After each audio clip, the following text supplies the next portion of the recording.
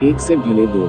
किसी गांव में एक ब्राह्मण रहता था। एक बार किसी कार्यवश ब्राह्मण को किसी दूसरे गांव जाना था। उसकी माँ ने उससे कहा कि किसी को साथ ले ले क्योंकि रास्ता जंगल का था। ब्राह्मण ने कहा, माँ तुम डरो मत, मैं अकेला ही चला जाऊंगा क्योंकि कोई साथी मिला नहीं मुझे। माँ ने उसका यह निश्चय जानकर कि वह अकेले ही जा रहा है, पास की एक नदी से माँ एक केकड़ा पकाकर ले आई और बेटे को देते हुए बोली कि बेटा, अगर तुम्हारा वहाँ जाना आवश्यक है तो इस केकड़े को भी साथ के लिए ले लो। एक से भले दो, यह तुम्हारा सहायक सिद्ध होगा। पहले तो ब्राह्मण को केकड़ा साथ ले जाना अच्छा नहीं लगा। वह सोचने लगा कि केकड़ा मेरी क्या सहायता कर सकता है।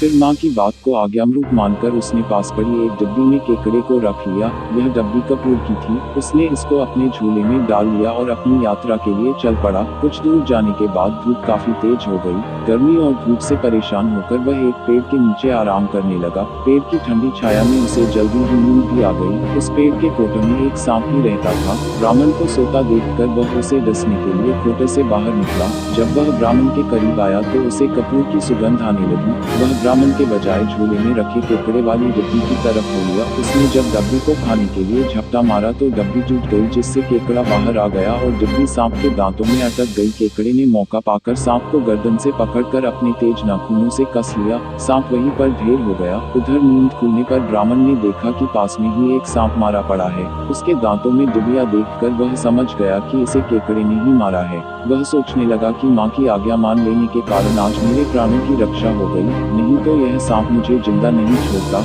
इसलिए हमें अपने बड़े, माता पिता और गुरुजनों की आज्ञा का पालन जरूर करना चाहिए।